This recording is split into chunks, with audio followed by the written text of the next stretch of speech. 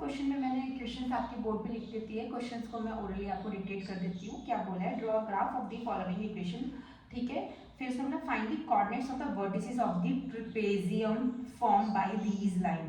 That means जब ही हम इन दोनों फिगर का सॉल्यूशन निकाल के उसको ग्राफ पर प्लॉटिंग करेंगे तो आपको एक ट्रेपेजियम फिगर बन के आएगी। Okay, trapezium you know very well what is trapezium, ठीक है। ट्रेपेजियम एक फिगर है हमारी, ठीक है। तो ट्रेपेजियम फिगर बनकर आएगी। उसने बोला है also find the area of the trapezium form by these two lines. Okay, चलिए क्वेश्चन तो आपको समझ में आया होगा, तो क्वेश्चन हम शुरू करते हैं, ठीक है। पहले क्या बोला उसने कि सबसे पहले हम क्या करते हैं, ये चेक करते हैं कि ये क्या है, इसका सॉल्यूशन क्या है, यूनिक है, क्या है, पैरेलल है, क्या है, कैसे है, वो सब करते हैं। तो देखिए, तो आपको मैंने बताया कि इक्वेशन कंपेयर करेंगे किससे, ax plus B Y plus C is equals to 0, ठीक है।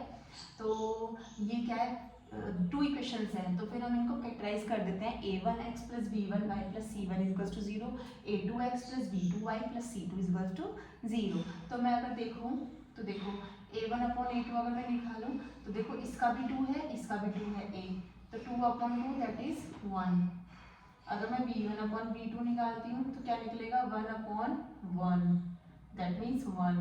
c1 अपॉन c2 निकालती हूँ तो इसका 2 है, इसका 6 है, 2/6 दैट मीन्स 1/3। तो हमारा केस क्या बन गया, a1 upon a2 is equals to b1 upon b2 but not equals to c1 upon c2 बन गया। ये क्या केस था जिसमें इस तरीके से होता था, ठीक है, मैंने बताया हुआ है, मैं लिख देती हूँ फिर से। इस तरह का केस हमारा होता है कोइंसिडेंस लाइन, नहीं कोइंसिडेंस लाइन नहीं होती, पैरेलल लाइंस होती हैं, पैरेलल लाइंस होती है ना हमारी, पैरेलल लाइंस होती हैं, parallel lines. Parallel lines means no solution, और जब कोई सॉल्यूशन ही नहीं है, नो सॉल्यूशन है, दैट मींस क्या होता है, एक जो हमारी लाइंस होती है वो क्या होती है, इनकंसिस्टेंट। इनकंसिस्टेंस और कंसिस्टेंट मैंने आपको बता रखा है। कंसिस्टेंट का मीन्स होता है जिस टू लाइंस का एक सॉल्यूशन हो या एक से ज़्यादा सॉल्यूशन हो, तो वो कंसिस्टेंट की कैटेगरी में हम उनको डालते हैं। और इनकंसिस्टेंट वो होती हैं जिनके कोई सॉल्यूशंस नहीं होते, जिन टू लाइंस के या जिन भी लाइंस के कोई सॉल्यूशंस नहीं होते हैं, ठीक है। तो इसलिए इसका नो सॉल्यूशन था, तो हमने इसको इनकंसिस्टेंट की कैटेगरी में हमने पुट कर दिया। ओके, हो गया। नेक्स्ट, जब नो सॉल्यूशन है तो हम इन दो इक्वेशंस को एलिमिनेशन या सब्स्टिट्यूशन मेथड से सॉल्व आउट नहीं कर सकते, it is impossible to solve. Okay, हम क्या करेंगे, नेक्स्ट है हमारे पास टू इक्वेशंस हैं, हम इनको प्लॉट करते हैं। इसमें पहले फर्स्ट इक्वेशन की हम लोग बात करते हैं। फर्स्ट इक्वेशन को हम ग्राफिकली करेंगे, ठीक है। तो ग्राफिकली हम कैसे करेंगे, x लिया y लिया। अब आप देखो, मैं x को 0 पुट कर देती हूँ फर्स्ट इक्वेशन, यहाँ 0 कर दे, 0 × 2 0, ठीक है। तो y क्या जाएगा 2, y को 0 पुट कर देते हैं, y को 0 पुट करा, 2 से 2 डिवाइड करा तो क्या आएगा 1, तो x की वैल्यू क्या आ जाएगी 1 आ जाएगी। ओके बच्चों, ठीक है। नेक्स्ट फिर से हम बनाएंगे x और y, ठीक है। सेकंड इक्वेशन में x को 0 पुट करते हैं अगर हम, तो y मिलेगा 6, y को 0 पुट कर देते हैं तो x क्या मिलेगा 2 3 जा 6। मोस्टली आप यही कोशिश करना कि पहले x को 0 पुट करो, y निकालो, फिर y को 0 पुट करो, x निकालो। आप मोस्टली तो यही कोशिश करना, इसी तरीके से सॉल्व आउट करने की कोशिश करना, इजी रहेगा आपके लिए। आप -1 1 2 3 पुट करोगे तो वो थोड़ा सा टफ हो जाता है बट थोड़ा टफ हो जाता है। ये बहुत इजी मेथड है, सब क्वेश्चन पे एप्लीकेबल है। ओके, नेक्स्ट क्या करेंगे, it's time to plot a graph. Okay, next चलिए तो ग्राफ प्लॉटिंग करते हैं। माइनस में तो कोई वैल्यू है ही नहीं, सब पॉजिटिव टर्म्स चल रही है हमारी, तो ग्राफ बहुत इजी से बन जाएगा। 1 2 3 4 5 6, 1 2 3 4 5 तक ले लेते हैं, हमारे पास ज़्यादा स्पेस नहीं है। 4 5 6 1 2 3 4 देन 5। चलिए करें, देखो x 0 है y 2 है, x 0 है, ये 0 0 0 होता है, 0,0 होता है ये वाला, ठीक है। x 0 y 2 है, यहाँ पे डॉट बना दिया हमने। x 1 है y 0 है, x 1 है नहीं, x 0 था y 2 था, ये तो हमारी x एक्सिस होती है, ये तो हमारी x एक्सिस होती है, y एक्सिस होती है। तो y क्या था 2 था, तो हमने यहाँ डॉट लगा दिया। फिर x 1 है y 0 है, x 1 है और y क्या है 0 है, तो x 1 ये रहा, ठीक है 1 ये रहा और y 0 है। क्या होगा, ग्राफ की लाइंस ऐसे बन जाएंगी।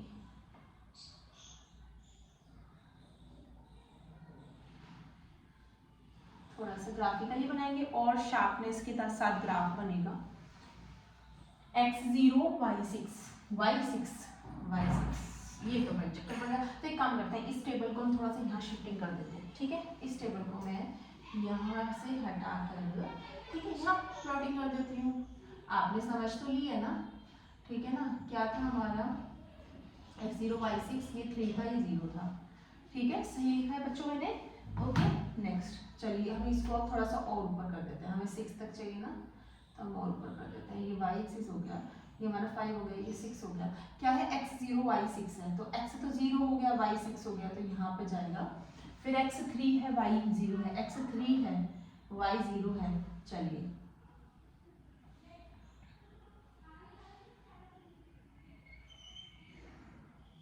थोड़ा सा देखो, थोड़ा सा सिस्टम से नहीं बन पा रहा है ना। फिर भी चलो मैं कोशिश करती हूँ थोड़ा सा आपको अच्छा सा एट्रैक्टिव सा ग्राफ लगे, तो मैं थोड़ा सा इसको कोशिश करती हूँ कि अच्छा सा बनाऊँ आपके लिए, ठीक है। 6 में यहाँ ले लेती हूँ, क्योंकि मेरा 6 जो है वो थोड़ा सा ऊपर जा रहा था ग्राफ में, ठीक है। अब देखो क्या बनाया था मैंने, क्या बोला था मैंने, सॉल्यूशन आप नीचे देखो, मैंने क्या बोला था, शायद वो ही बन के आया। क्या था, पैरेलल लाइंस। पैरेलल लाइंस है, पैरेलल लाइंस मींस क्या होता है, दो ऐसी लाइन जिनके बीच में डिस्टेंस क्या हो, इक्वल हो, वो क्या होती है, पैरेलल लाइंस। ओके चलिए पैरेलल लाइंस आ गई। फिर क्या बोला था उसने बोला था जो एक उन दोनों के बीच में जो एक ट्रेपेजियम बन रहा है, हमें उसका एरिया फाइंड आउट करना है। ट्रेपेजियम कैसी फिगर होती है, like this, like this. Okay I hope मुझे दिख पा रही है, देखो मैं थोड़ा हाईलाइट कर देती हूँ।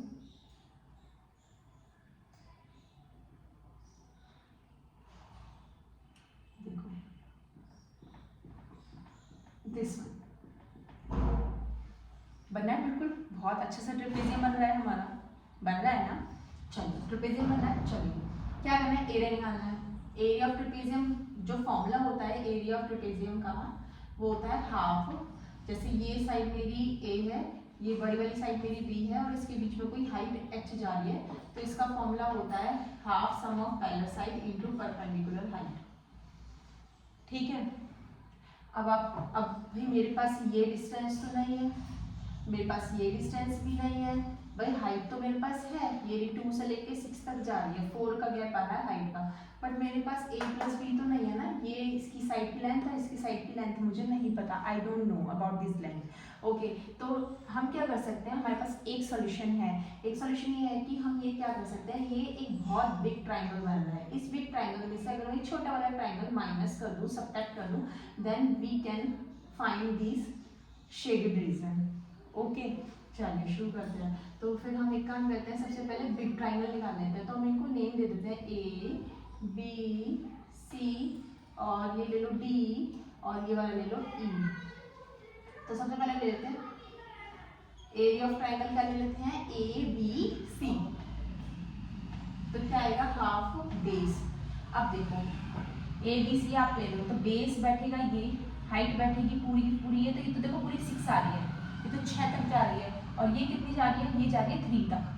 बेस के जा रहा है, देखो 3 पे इंटरसेक्ट करी लाइन, तो ये 3 बेस हो गया, ये कहाँ पे, ये 6 पे कर लिया, तो 6 हो गया, तो 3 हो गया बेस, हाइट हो गई 6, 2 3 जा 6, 3 3 जा 9, ये आ गया एक ट्राइंगल के लिए। Next triangle small triangle, area of triangle कौन सा, A B E, A B E क्या होगा, हाफ बेस इंटू हाइट। अगर मैं डी पे देखूँ तो देखो 1 पर इंटरसेक्ट कर रहा है, तो बेस तो क्या 1, और ये 2 पर इंटरसेक्ट कर रहा है, तो हाइट हो गई 2।